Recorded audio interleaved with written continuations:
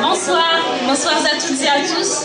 Bienvenue à la deuxième soirée culturelle de l'association AFJD, l'association des femmes et des jeunes du village de Dungarindiao. Nous sommes très contents de vous voir parmi nous parce que c'est très important pour nous. Parce qu'on voit qu'on est soutenu par plusieurs personnes.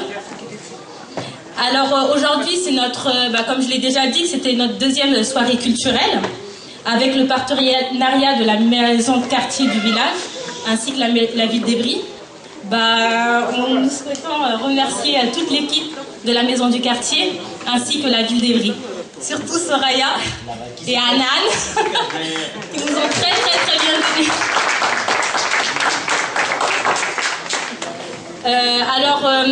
Comment ça va se passer la soirée? Tout d'abord, en fait, j'espère que vous avez bien profité de l'exposition que nous avons mis tout au long de la semaine. Alors, l'exposition, elle reflétait les coutumes et les traditions du village de Dungarindiao. En fait, c'est les coutumes de la culture Halpular. Ensuite, en fait, on va vous présenter leurs vêtements, les objets d'art via un défilé avec les filles de l'association. Alors, on va aussi vous présenter un petit film sur le village de Dungarindiao ainsi que notre projet. Et la présidente Kumbanyokan va vous présenter son association. Elle va faire, elle va parler en langue poulard, c'est le dialecte du village de Dungarindiao, et Mariam Nyokan qui va traduire en français. Merci à toutes et à tous pour votre attention. Et wonande dunganaɓe ko wiyete Dungarindiao mi salmini on mi juurima on e dentagal bandiraɓe tawtoraɓe tugude Haalpular Sarahulle Touba Capato dentagal kala ko renti ɗo saloɓe yi ɗum ene heewi ene yooɗi yimɓeɓe ene ñanti eɓe gardi doole eɓe gardi kadi fulla mabɓe fayidagal mabɓe moɗo welti hen hande noddirmi ɗo ko sibabude fedde wiyetede AFJD noon firti ko rewɓe e sukaɓe Dungarindiao emin ƴeewa liggodade e mabɓe yedde wallude rewɓe kadi hande ko ñalawma rewɓe ko ñalawma mo ganduɗa ko ñalawma ɓurɗo fottede e ñalawmaji rewɓe e lewru rewɓe debbo ne foti teddinede ko ɗum ne kay jaatenne hen rewɓe wonɓe toon ɓe emin jiiɗi kamɓe ne wooda koɓe goni wooda koɓe mbawi wadde wooda koɓe mbawi kadi dañcude ɓe nafta koye mabɓe ko ɗum ne min darani ko ɗum woni kadi haajuji amen ko ɗum woni himmeji amen ha joni yawtani ko hen min goni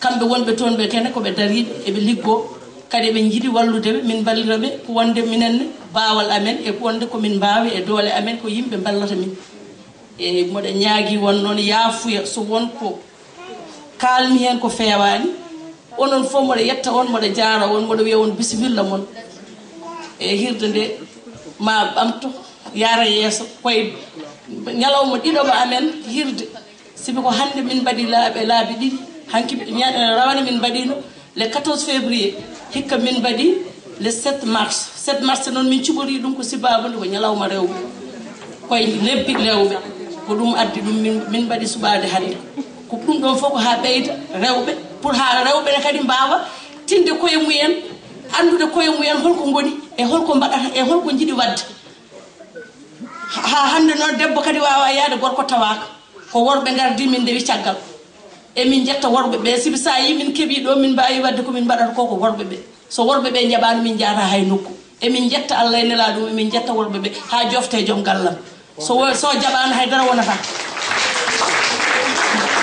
ade mamma ñokkade so jaɓani haydara wonata so jaɓani haydara waɗetake sa yi kala ko waɗa ɗo ko kanko ɓe mbi so capatowol soynama wonɗo ngabbi min Coumba Gaynde so mi darima ɗo mi pormi fedde de mi noddi Dunganaɓe notima mi noddi Janaɓe notima mi noddi bawɗo wonde fo jiyaɗo Allah notima ko sibabude mamma ñokkade moɗo yetta Allah inala ɗum moɗo yetta ba Moussa Bal Allah yi golle mon on jarama. Alors bonsoir à tous, en fait nous sommes très heureux de vous accueillir. Vous n'entendez pas?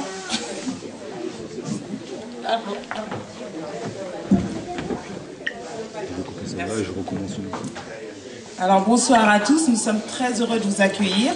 Alors en fait, elle a souhaité la bienvenue à tout le monde. que ce soit les Halpulaar, que ce soit les gens d'origine arabe, que ce soit les Français. Tout le monde est bienvenu dans l'association. En fait, c'est l'association AFJD qui est une association pour l'aide des femmes et des jeunes de Dungarindiao.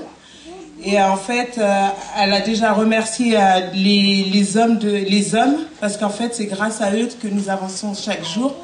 Car c'est grâce à eux, en fait, que l'association avance, grâce à leurs dons, à leur aide. Donc, en fait, c'est une association pour les jeunes et les femmes. Mais en fait, c'est une association aussi, bien sûr, qui souhaite la bienvenue aussi aux hommes. Alors, en fait, elle nous a aussi dit que là-bas, les personnes sont très motivées, qu'elles font en sorte, en fait, que l'association avance de jour en jour. Alors, en fait, oui, voilà, elle nous a bien dit que AFJD, en fait, c'était la deuxième soirée. On espère, bien sûr, en faire d'autres. C'est une association en fait qui va montrer la culture. Donc c'est pour ça qu'en fait on est habillé comme ça. C'est juste pour montrer la culture Halpulaar. Et voilà. Et elle vous souhaite encore enfin la bienvenue. Hein. C'est parti. Suba fo Allah e kikiɗo fo eɓe kaala eɓe mbaɗani en publicité ha aduna o fo andi en kadi nde jaami Sénégal nde mi waddi toon yewtere e jeewosal woni koye radio biyeteɗo radio Fondu o haali mi haali hen fedde nde mi haali hen fofof mi haali hen ko jiɗɗen eko poɗɗen wadde eko jogorɗen wadde kono Ramata Kane o mon ɗo jooɗi kanko no haali hen haala ko ganduɗa haala jubbu ko mawka ka ganduɗa yimɓe fof aduna fof hande nani haala ka o haalde ɗum koye ministre de la culture o wi yo wallu en ar noon ar ga e Ramata Kane ar wooda ko kalɗa hen seeɗa o pour yo yimɓe mballu yoɓe mballu en pour ha tineɗen e laamu Sénégal kanko ne ko dariɗo kanko woni vice président fedde nde ko dariɗo hen darde makko tinde nde heftinama kadi e banggue laamu men Sénégal Ramata Kane nana ara e moon kanko no jogui hen konngol ngol foti haala Allah yi golle makko.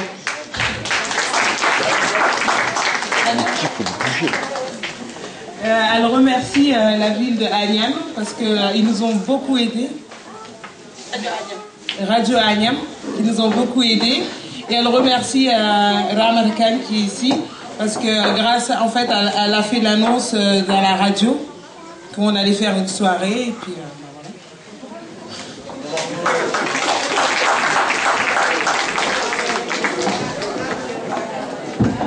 jogi association mo ganduɗa emin jiiɗi wallude rewɓe Dunganaɓe mi yehide kadi ha mbimomi wonde emin jogui ma won 1 hectare emin jiiɗi wallede min mbaɗa exploité holno exploitation o yarata ko yoɓe mballu min e doole no min kowri hectare o min mbawa wadde hen culture maraîchère pour rewɓe wonɓe toon ɓe mbawa liggade hen mbawa hutorade hen daña hen gartam gartira e wuura he donc ko ɗum woni koye Coumba yinno haalde ko ko heddi ko noon ko on jarama yalla teddin on no teddinir on Dungari Jawdi yalla yettin anniyaji. Donc chers invités, je tenais à vous dire que je fais partie de l'association que Madame Nyokan Coumba a organisée. Je suis sa vice-présidente. Je me nomme Ramata Kane. Je suis d'un village environnant de Dungari Jawdi, mais quand même c'est la même région.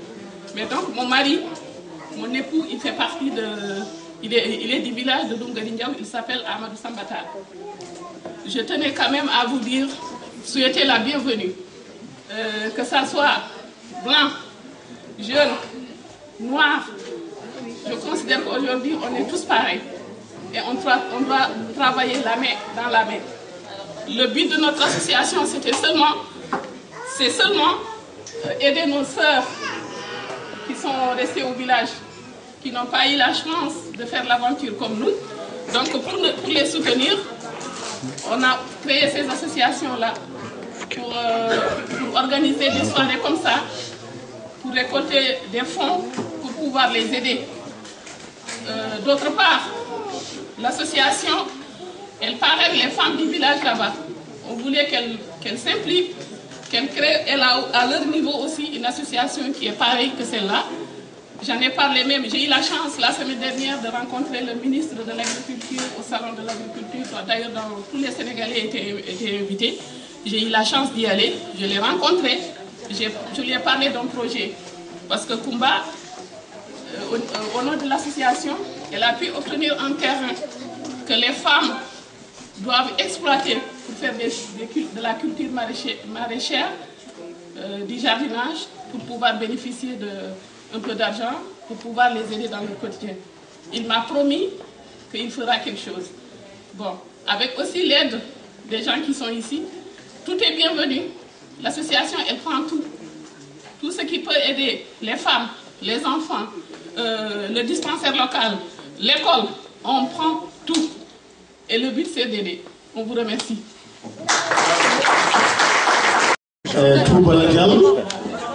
woni ganda forom o woni danga o welni ko wiite ko kora o woni ganduɗa tengati o gorko pullo wayatandani e nder Fuuta Tooro Fuuta Jalaw e Adamawa no golle men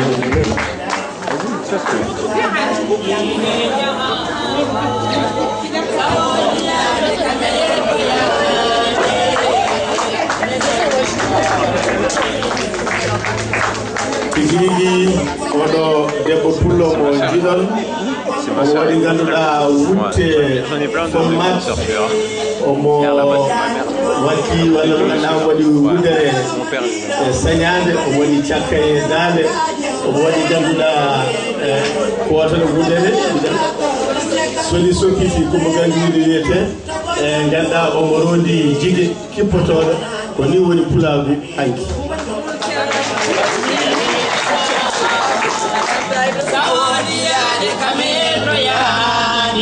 jarama pullo bismillah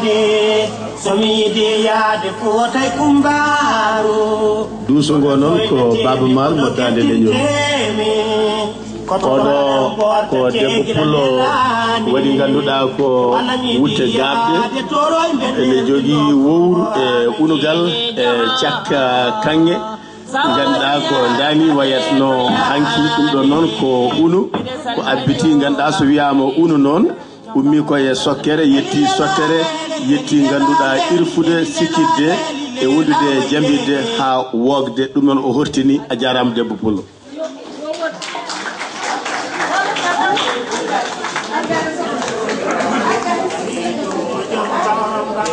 ha joni jokkuɗen ko ñaajo ɗo e fedde rewɓe sukaɓe ɗum gari jaw e nder evri e nder leydi Farayse oɗo noon ko cukalel pullo on jii foroko makko ganduɗa baka omo welni ko wiyete ko kora ɗum ɗo koye gueɗe beltinoje e nder kaɓirɗe ko abbiti e nalankagal Afrique jarama ɓiɗɗo pullo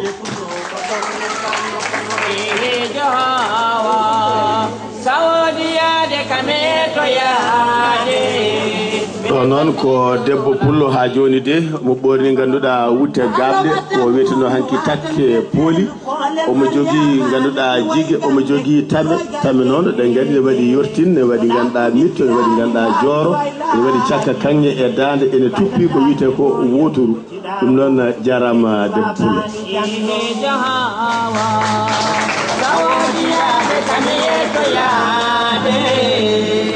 salminan jolam baleju e wada ha bay bondo ko bondo bi bondo e nage bonge o be ngari mbondi o daga madira o mange badedi amba pero ka tigi oɗo debbo pullo ha joni de waɗi ko wutte gabde ko welni ɗo ko noon ko ɗaɗi urdi ko kaɓirɗe ganduɗa ko abbiti e urogol debbo waɗata ɗum ko hinde witende lawɓe e nder rendo fulɓe jarama debbo pullo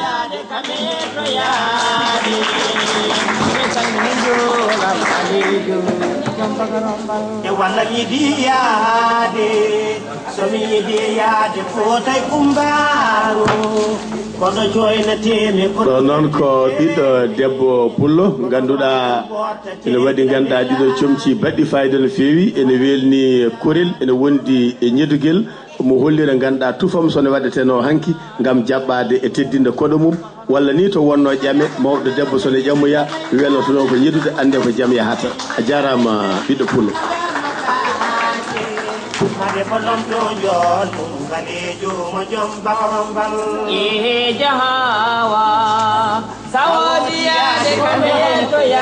tigi oɗo debbo pullo noon gonɗo yeeso moɗon ha joni de ko wutte gabɓe ganduɗa tawane ñoota yotol bangol fayida ene waɗi cakka kanŋe ene waɗi ganduɗa calalal no mbiɗa gandude komo gangue gorol ceewaneka ceewaneka noon gam ko ma yuridete so pular e ko wawi wonde foof mo welni ganduɗa ngal ɗo lahal ngal ɗa ŋeñewal waɗata noon lehe ko hidde men wiitede lawɓe ngal ɗo lahal noon mataw ko mimal foti wiyede ɗum noon jarama debbo pullo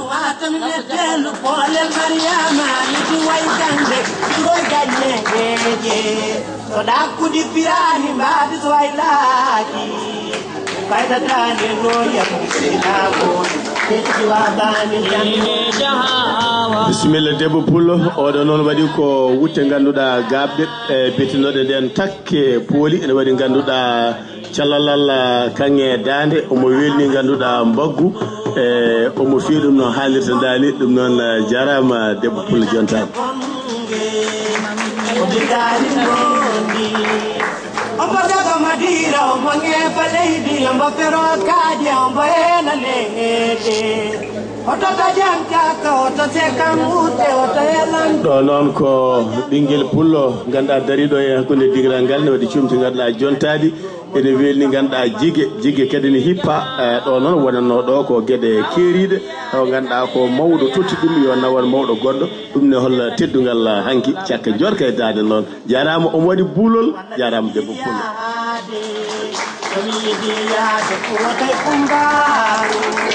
kono joynatemi kono kettintemi koto paɗam borta ceegila lelani e wanamiɗi yaade to ha joni de ko debbo pullo dari ɗon e holliri en ko hanki ganduɗa omo waɗi ha joni wutte takke pooli o waɗi cakka e dande calalal ganduɗa e hoore banggue nano wondude ganduɗa o waɗi pesode e gaɓɓule wondude e ganduɗa e buulol ɗum ɗo hollanno ko hanki omo weeli noon lahal jaɓɓorgal hanki e kocce sengo gaynaka jarama debbo pullo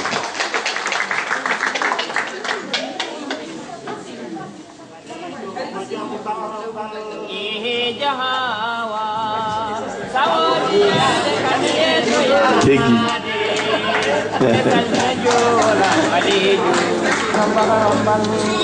oɗon noon ko gorko pullo gandani waɗi ganduɗa tuuba ladial wondude ganduɗa fora ko baɗɗo fayida ñootaɗo ñootol meɗen hanki omo welni ko wiite ko sasa noon eɗen gandi waɗi sasaji biteɗi lacciri sasa dafara e sasaji kewɗi ɗum ɗo noon hanki ne yareteno koyɗe bolol Fouta nde ɗannorteno Ndar to banggue Fouta Toro ko ɗum ɗo wonno ko watteno kaake hanki jarama gorko pullo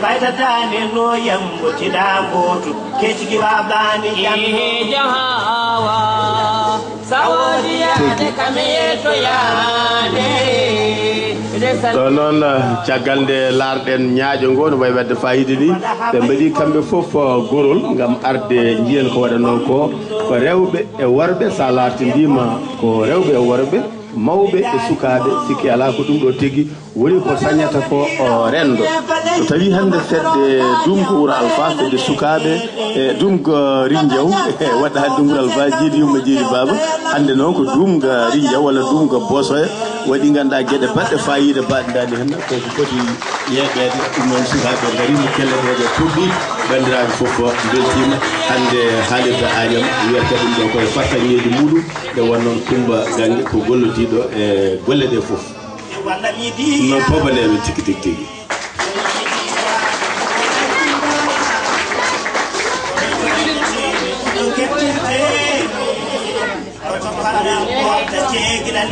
Bonsoir tout le monde. Je voulais vous présenter une petite culture africaine, enfin, bon, en africain, mais nous on dit sénégalais parce qu'on est fiers de nous, on est fiers aussi d'être français, et vous présenter la culture africaine. Je vous présente ce que j'ai ici, on appelle ça Kora. Kora, nous on appelle ça. Bon, on va vous dire une petite guitare. Je vais vous faire un petit son. Je ne suis pas Didier, mais je vais essayer quand même. Ça vous va? Voilà. C'est un petit symbole quand même. Cette dame que vous voyez, elle est belle, mais quand elle met le boubou, elle est plus belle. Si vous voulez, on va essayer après. On va voir ce que ça va donner. Ça, on appelle ça, c'est pour piler. Bon, comme en français, on peut dire moulinex. Mais nous, on n'a pas moulinex, on appelle ça. Ça vous va? On appelle ça moulinex africain. En plat, on dit wow.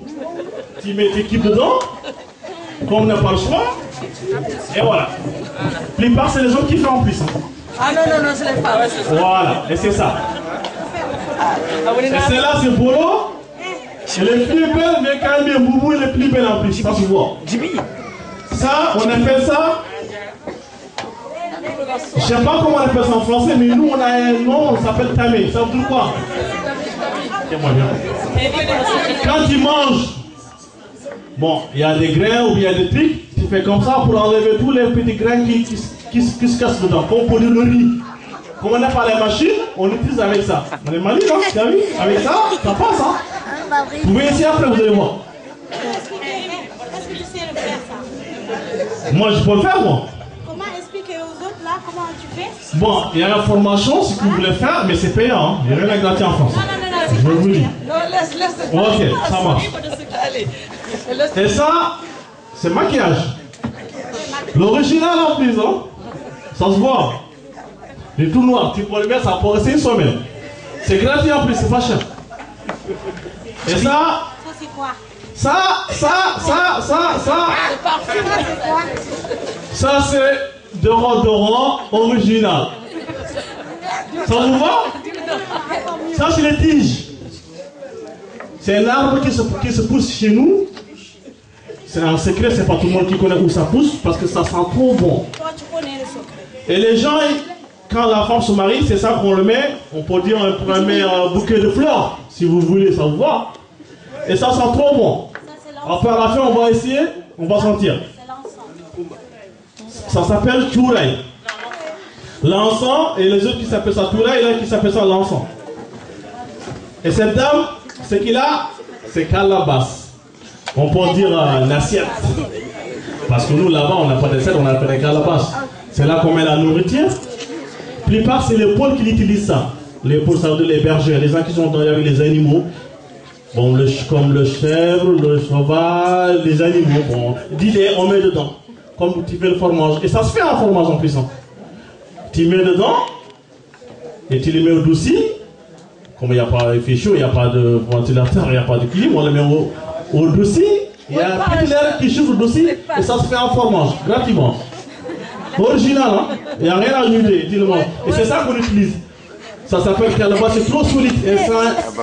C'est trop solide. Ça s'appelle calebasse. Ça casse pas, c'est trop solide. Vous voyez? Et ça aussi, c'est un petit calebasse. Ça veut dire que les femmes à côté, les hommes à côté, et voilà, ça consomme calebasse. Ça, c'est le tam-tam. On peut dire le djembé. Bon, ça se voit partout hein, maintenant, même les journalistes, ils ont ça maintenant. Mais ça vient d'Afrique. Hein. Et ça, c'est comme un valise. Ça, c'est comme un valise. Vous voyez, Delcy. Je ne fais pas la marque, mais bon, Delcy, on peut dire nous. C'est là qu'on met les habits, les beaux habits, hein, les costumes et tout ça, c'est qu'on met. Et tu la fermes bien, il n'y a jamais de poussière. Tu prends des sedans, hein. Il n'y a pas la poussière. Hein. Oui, c'est ça. Vous voyez, ça se fait en main en plus, regardez. C'est les madames qui coûtent ça, ils prennent des petites tiges, ils les font par une à une. Ceux qui sont plus rapides, ils le font une semaine. Ils sont des feignants, ils font 2 mois. Hein. Je vous dis.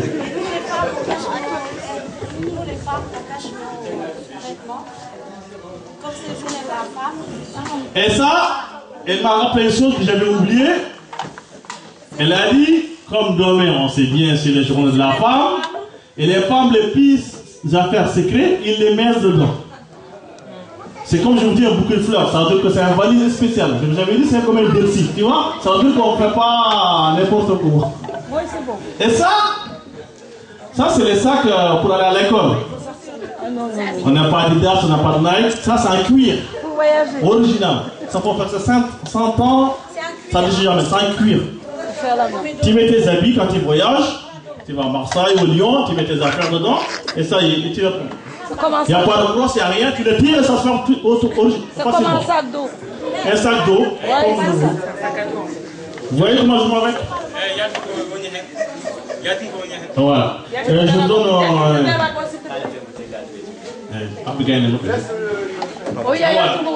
Maintenant, on revient à moi. Ça c'est le jeu. Ah là là, ça me rappelle quelque chose. Hein. Ça, je fais ça depuis mon enfance. C'est là que j'ai commencé à travailler. Quand maman m'a attrapé le chef, j'ai commencé à le faire. Sortir de lait. Vous savez comment on fait? Pour tirer le lait. Tu dois la casser. Pour sortir le lait, on met ici et je bois. Et ça se voit, c'est beau.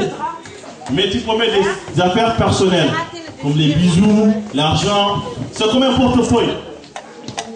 Parce que ça reste toujours devant toi. Personne ne peut le voler parce que tu le vois bien. Il faut que tu parles jour de la femme.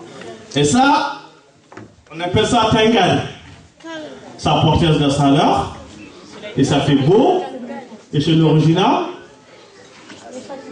Et je donne mon frère, il va vous expliquer que ça présente plus beaucoup. Et je vais vous traduire ça en français. Et je vous passe, je vais vous expliquer.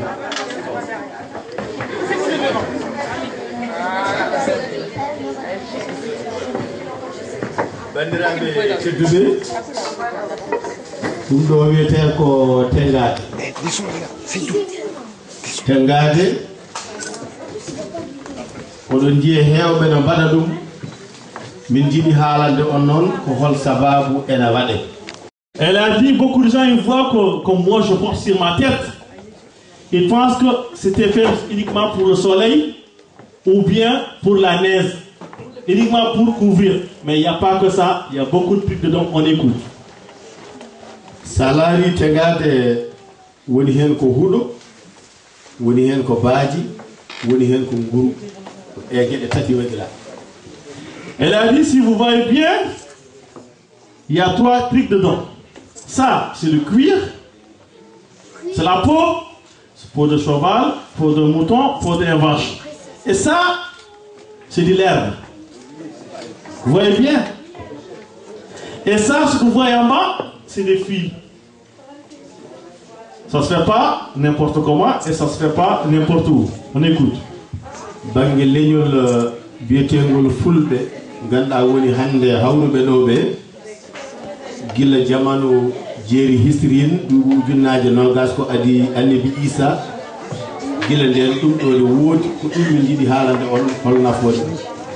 Elle a dit ça, il y a une grande longue histoire depuis avant presque 20 ans ou bien 200 ans, Jésus-Christ, ça existait parmi les gens qui habitaient dans les déserts, ils utilisaient ça.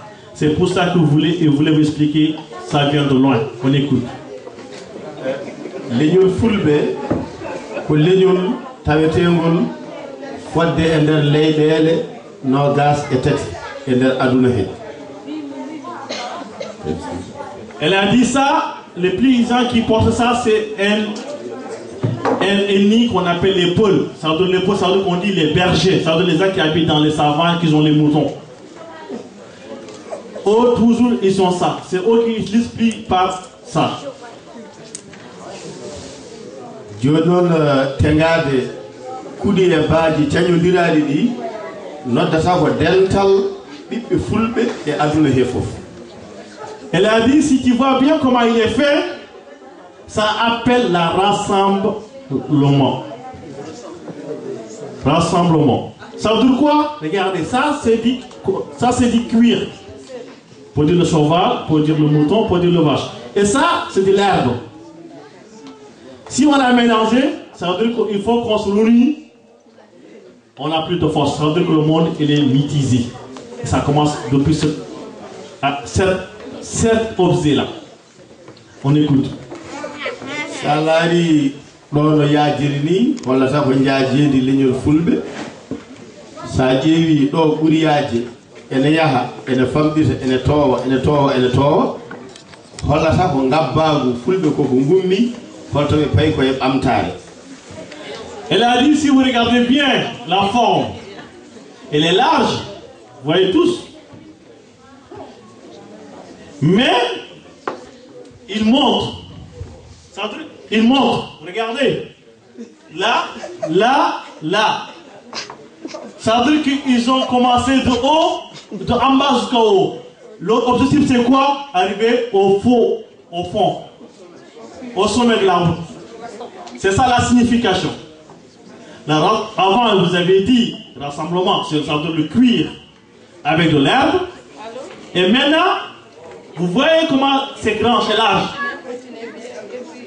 Et la grandeur commence à grandir, et ça monte, et ça monte, et ça monte. Ça signifie qu'il faut aller plus haut, jusqu'à ici. On écoute. ɗum ne wawi famnude en tan sen ƴeewi hande Dunga Rindiaw yimɓe ɓe no mbayi hewde ni fof ndenten mbaɗen batu jewtiden cuɓoɗen neɗɗo goto mbaɗen ɗum hoorejo fedde nde hande goto daro haala lomto e ille wuro ngo fof wadde ko kewɗen ko fof sen denti en gabbodiri gattaten koye gotagu leñol o. Elle a dit, si tu vas, nous tous on se réunit ici, vous et moi et les autres que je ne connais pas et que j'ai jamais vu, mais à cause d'une seule association s'appelle ADSI de Dunga Rindiaw.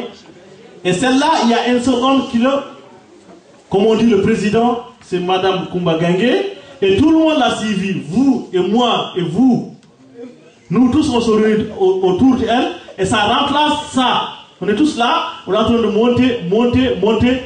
Le but c'est là, d'arriver, de soutenir l'association. Et c'est ça le but, et ça sent la signification. Jono sen bari ɗum ɗo fof so woodi tengade nden sa waɗe hoore hokkatama ko ɓuɓri ndi woni kisal leñol ɗum.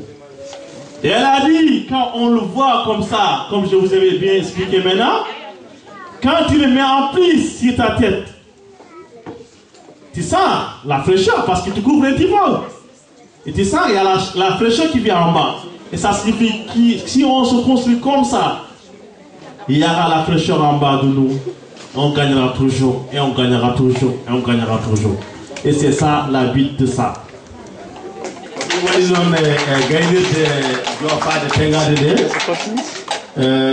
Katati leñol wi e yimre mum wiitede tegade tegadam heewi jiilono may hooram mo anda fandare gallul ma ko jaajeeni leñol cañuma ko dental ɓuuɓri kisal mosul ngabbagu jubudu ma ko ɓamtare.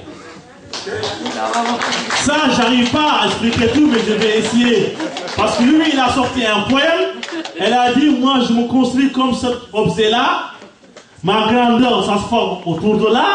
Et je monte, et je vous appelle, on monte. Et mon but, c'est d'arriver là, que nous tous, on soit aussi d'ici, avec moi, avec lui. Et nous, c'est ça notre but. C'est aider toute l'association pour aider Kumba Gangué, l'association de son fondation, pour qu'il arrive plus haut. Et c'est ça le but. Et on vous remercie. Et c'est ça la signification. À part ça, on vous fait un petit défilé. Et ça, ce que vous voyez, c'est ça notre but. Je peux dire, je peux le mettre devant. La signification, c'est monter là. Et c'est ça qu'on a. Et on vous remercie beaucoup.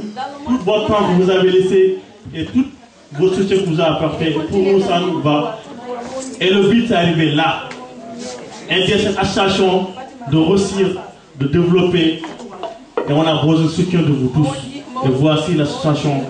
On est fiers de vous, on est fiers de nous. On compte sur vous. Et on vous remercie de plus au fond de cœur. Merci à vous.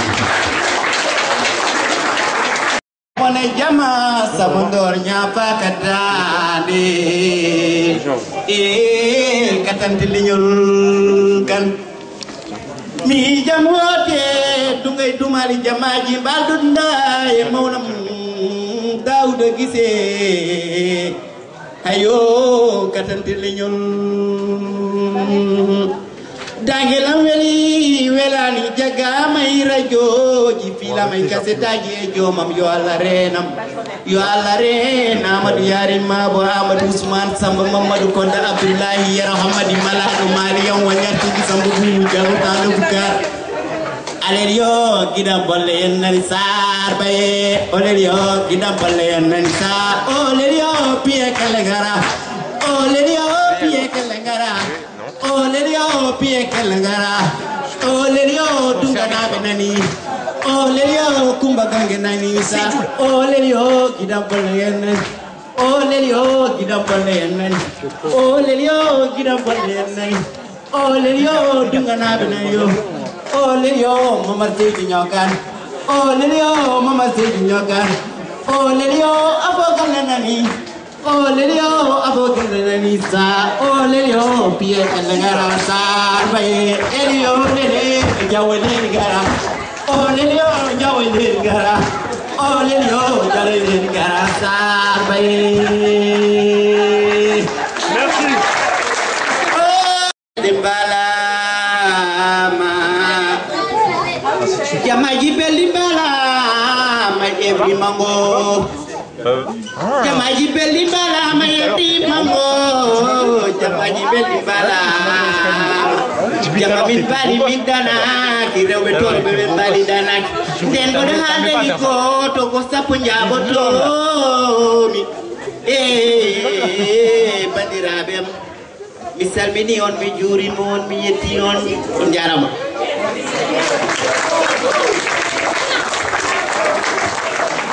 jonon bayda ko jamba toro be wiya gultren Cheikh Oumar tan wala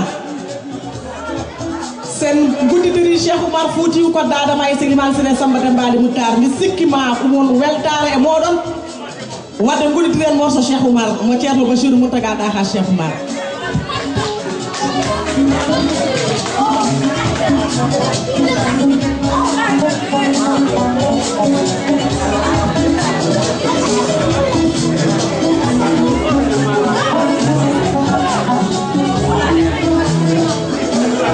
Go, go.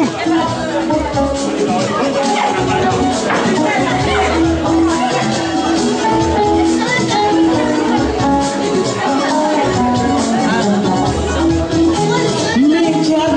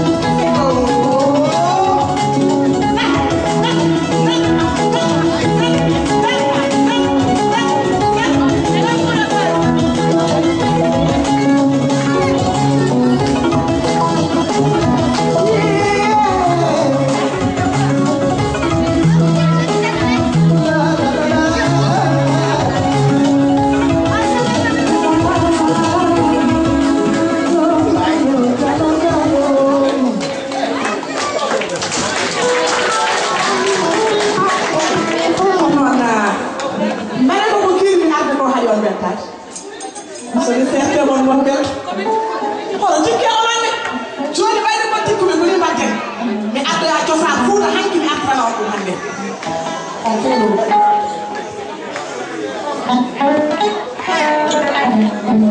Wesh, comment on l'arrête pas?